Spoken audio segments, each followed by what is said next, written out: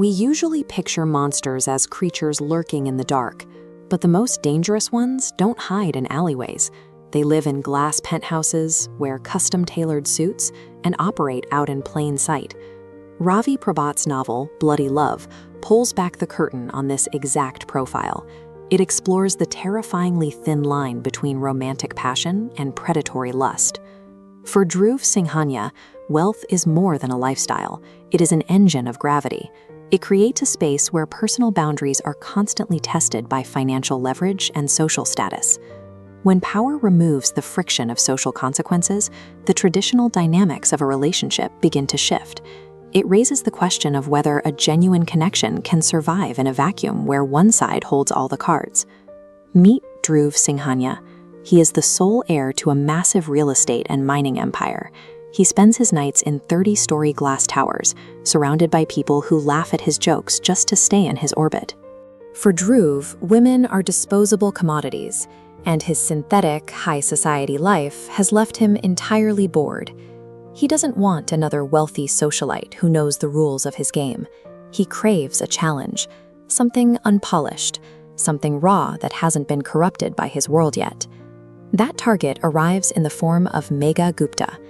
She steps into Dhruv's corporate glass tower for her first job as a junior executive assistant. She wears no makeup, a simple cotton suit, and carries the quiet dignity of a grounded middle-class upbringing. Her father is an honest schoolteacher who taught her to value self-respect above all else. And that is exactly why Dhruv locks onto her, not because he feels love, but because her strict moral compass presents an obstacle. Megha's entry into the Singhania Tower marks a collision between two incompatible worlds. She arrives with a moral code built on self-respect, entering a domain where Dhruv has spent his life treating everyone as a manageable asset. Dhruv quickly realizes his usual playbook of flashing his wealth won't work on Megha, so he changes his mask. He plays the misunderstood billionaire, complaining about his loneliness to elicit her sympathy. He methodically isolates her, assigning her to private projects that force her to spend hours alone in his cabin. He offers her rides home in the rain. He deliberately blurs the lines between professional mentorship and personal intimacy. Then comes the bait. He buys her an incredibly expensive diamond pendant. When she tries to refuse it, he insists it's a standard corporate bonus, making it impossible to reject without risking her new job. He even targets her family. Dhruv sends a massive donation to the school where Megha's father teaches, ensuring the Singhania name is explicitly attached. He buys the respect of her parents by playing the role of a generous benefactor. This is the true danger of the painted jackal. A skilled manipulator uses their financial leverage to construct a golden cage, convincing the victim that calculated control is actually genuine care. But the illusion begins to crack thanks to Saroj Singhania. She is Dhruv's wealthy fiancé, poised for a massive corporate merger masquerading as a marriage. Instead of playing the jealous rival, Saroj notices Dhruv's behavioral shifts and quietly turns into an investigator. Walking into his empty office, she finds his unlocked iPad. The screen shows a chat history with Megha, filled with overly intimate messages. He writes, "Soon we'll be together, always," all while actively planning a wedding to Saroj. Saroj crosses the city's class divide and shows up at Megha's humble door. She doesn't come to fight. She brings a thick file, a devastating dossier filled with the photos and testimonies of other young women Dhruv has trapped, used, and discarded. Faced with the undeniable truth, Megha's perception shatters. She realizes the man she thought she loved is a predator. She rips the diamond pendant from her neck, drops it on the table, and resolves to sever ties. Exposing a predator doesn't neutralize them. When you rip away their carefully constructed illusion, you leave them with nothing but their rage. The psychological trap instantly turns into a physical threat. This chart maps the psychological cycle of abuse. When a predator's ego is denied, they suffer what is called a narcissistic injury. Look at this sharp cliff edge drop.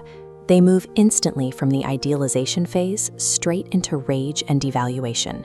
Dhruv's reaction follows this path exactly.